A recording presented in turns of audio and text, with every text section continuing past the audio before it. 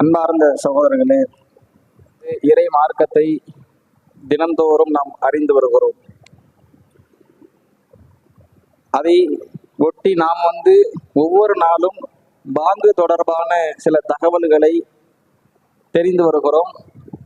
இதற்கு முன்பாக சொன்ன சில விஷயங்கள், விடுபட்ட சில செய்திகள், அதாவது பாங்கு சொல்லக்கூடிய முறைகளில் என்னென்ன முறைகளை நாம் கடைபிடிக்க வேண்டும், எதுவெல்லாம் கடைபிடிக்க கூடாது என்பது தொடர்பாக பார்த்தோம். அதில் மேலும் ஒரு தகவல் என்னவென்று சொன்னால், பாங்கு சொல்லும் போது செருப்பணிந்து பாங்கு சொல்லலாமா என்பது தொடர்பான ஒரு செய்தி. பொதுவாகவே பள்ளிவாசல் என்று சொன்னால் நாம என்ன செய்ய மாட்டோம்னா, செருப்பணிந்து பள்ளிக்கு வரமாட்டோம். ஆனா பள்ளிவாசல் அல்லாத ஏனைய இடங்களில் செருப்பணிந்து பாங்கு சொல்லக்கூடிய சில நிலை ஏற்படும். பயணத்தில் இருக்கும் போது, இப்ப பஸ்ல நம்ம போய் கொண்டு இருக்கிறோம்னா அப்படின்னா அங்க நாம பாங்கு சொல்லி தொலை வேண்டிய ஒரு சூழல் ஏற்படும். ஷூ போட்டிருக்கிறோம், செருப்பு போட்டிருக்கிறோம். இப்ப இதை கழட்டிட்டு தான் நாம பாங்கு சொல்லணுமா, இதை கழட்டிட்டு தான் தொழுகையை நிலைநாட்டணுமா என்பது தொடர்பான கேள்வி நமக்கு ஏனும். இந்த பாங்கு சொல்லக்கூடிய முறையில் அல்லாஹ்வுடைய தூதர் இதை குறிப்பிட்டு நமக்கு தெளிவுபடுத்தல. செருப்பு போட்டு பாங்கு சொல்லலாம், செருப்பு போட்டு பாங்கு சொல்லக்கூடாது என்று நேரடியாக தெளிவுபடுத்தவில்லை. ஆனால் மற்றொரு செய்தியில் அல்லாஹ்வுடைய தூதர் சொல்லுவதிலிருந்து இதை நாம் புரிந்து கொள்ளலாம். பொதுவா பாங்கு என்பதை தொழுகைக்கு தான் பாங்கு சொல்லப்படுது.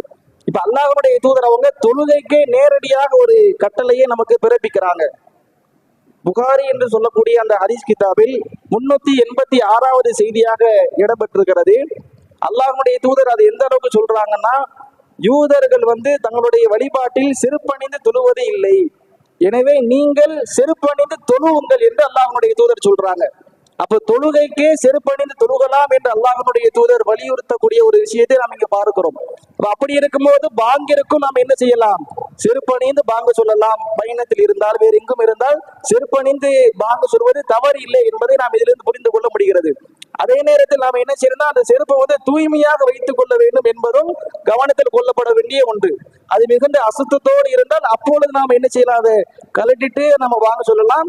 ஆனா பொதுவாக ஒரு முறையில ஒரு ஆளு செருப்பணிந்து வாங்க சொல்றாருன்னா அது தப்பு என்று என்ன செய்ய முடியாது, நாமோ சொல்ல முடியாது என்பதை இந்த நபிமொழியிலிருந்து பார்க்கலாம். அல்லாஹ்வுடைய தூதர் அவங்க காலத்துனா செருப்பணிந்து தொழக்கூடிய முறை இருந்திருக்கு. இன்னைக்கு நம்ம பள்ளிவாசல் டைல்ஸ் இது மாதிரி இருக்கிறதுனால செருப்பு போட்டு வர்றதில்லை.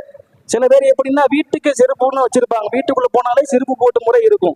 அதை என்ன செய்ய மாட்டாங்க, வெளியே போட மாட்டாங்க, இது வீட்டுக்குள்ள போடுறது. அப்ப அந்த மாதிரி நான் பள்ளிவாசலுக்கு இந்த செருப்பு பள்ளிக்குன்னு வச்சிருக்கேன்னா அப்ப நாம என்ன செய்யலாம், தாராளமா பள்ளியில் போட்டு நாம தொழுகலாம். அல்லாஹ்வுடைய தூதர் காலத்துல இந்த பிரச்சனை இல்லைன்னா அங்க எல்லாம் மண்ணு தானே, அதனால அவங்க செருப்பு போட்டு தொழுதிருக்கிறாங்க. ரசூலுல்லாஹே செருப்பு போட்டு தொழுதிருக்கிறார்கள் என்ற செய்தியெல்லாம் நம்ம பார்க்க முடியுது. அப்ப இது பாங்கு தொடர்பாக நாம் அறிந்து கொள்ள வேண்டிய மற்றொரு தகவல். அதே போல சில நேரங்கள் எப்படின்னா, பாங்கை தாமதமாக சொல்லக்கூடிய ஒரு சூழலும் ஏற்படலாம். பாங்கு நாம் அந்த நேரத்துக்கு தான் சொல்ல வேண்டும் என்று பார்த்தோம். அல்லாஹ்வுடைய தூதர் நமக்கு அர்த்தம் சொல்றாங்க, தொழுகையினுடைய நேரம் விட்டால் நீங்கள் வாங்க சொல்லுங்கள் என்று அல்லாஹ்வுடைய தூதர் சொன்னாங்க. இப்ப ஒரு ஆளு தூங்கிட்டாரு, இப்ப என்ன செய்யறது, வாங்க தாமதம் ஆயிருச்சு அப்படின்னா இதுக்கு அல்லாஹ்வுடைய தூதர் அவங்களுடைய வாழ்வில் இருந்து நமக்கு ஒரு சம்பவம் கிடைக்கிறது. அல்லாஹ்வுடைய தூதர் அவங்க என்ன செய்யறாங்கன்னா, ஒரு போர்க்களத்துக்கு போயிட்டு வரக்கூடிய நேரத்துல பிலால் ரலியல்லாஹு அன்ஹு அவங்க என்ன சொல்றாங்கன்னா, நீங்க எங்களைய தொழுகைக்காக எழுப்பி விடுங்க, நாங்க எல்லாம் உறங்குறோம் அப்படின்னு சொல்லி அவங்க சொல்லிட்டு எல்லாரும் தூங்குறாங்க. பிலால் ரலியல்லாஹு அன்ஹு அவங்க ரசூலுல்லாஹ் எழுப்புறதுக்காக வெயிட் பண்றாங்க. ஆனா கடைசியில் என்ன ஆகுதுன்னா, ரசூலுல்லாஹ் எப்ப எந்திரிக்கிறாங்கன்னா சூரியன் உதித்ததுக்கு பிறகுதான் எந்திரிக்கிறாங்க. ஃபஜர் நேரத்துல சூரியன் உதித்த பிறகுதான் எந்திரிக்கிறாங்க.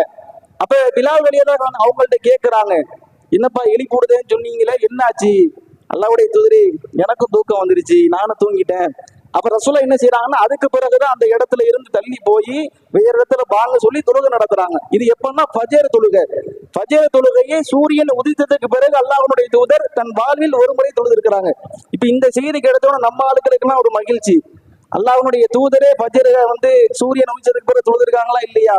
அதனாலதான் நாங்களும் என்ன செய்யலாம், தினந்தோறும் ஃபஜர் சூரியன் உதித்ததுக்கு பிறகு தொழுகிறோம்னு சொல்றாங்க. ரசூலுல்லாஹ் வாழ்நாள்ல ஒண்ணு, நாம வாழ்நாள்ல ஒண்ணுதான் பள்ளிக்கு அந்த நேரத்துல தொழுகிறது. மீதம் ஃபுல்லா என்ன செய்யறது, ஃபஜர் சூரியன் உதிச்சதுக்கு பிறகுதான். இது சலுகை தானே தவிர சட்டம் கிடையாது. நம்ம இருக்க சலுகையை சட்டமாகவும் சட்டத்தை சலுகையா மாத்துறதை பாக்குறோம். அப்ப இது என்னன்னா ஒரு சலுகை. ஒரு மனிதர் தூங்கி விட்டாருன்னு சொன்னா அது தாமதமாக பாங்கு சொல்லலாம் என்பதையும் நாம் இதிலிருந்து பார்க்க முடிகிறது.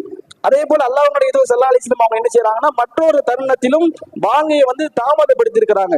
இப்ப நாம சொன்ன இந்த செய்தி புகாரி எனும் ஹதீஸ் கிதாபில் 603வது செய்தியாகவும் அதே போல 535வது செய்தியாக இடம்பெற்றிருக்கு. ஒரு முறை என்னன்னா லுகர் தொழுகைக்காக வேண்டி ஒரு நபர் பாங்கு சொல்ல போகும்போது அல்லாஹ்வுடைய தூதர் என்ன சொல்றாங்கன்னா, சற்று தாமதியுங்க, ஏன்னா வெயிலினுடைய தாக்கம் கடுமையாக இருக்கிறது. வெயில் என்பது அது நரகத்தினுடைய மூச்சு காற்று என்று சொல்லி ரசூலுல்லாஹ் என்ன செய்யறாங்கன்னா, கொஞ்சம் அது கூலிங்கா தனியிட்ட வெயில் தனியட்டும் பிறகு வாங்க சொல்லுங்க என்று சொல்றாங்க.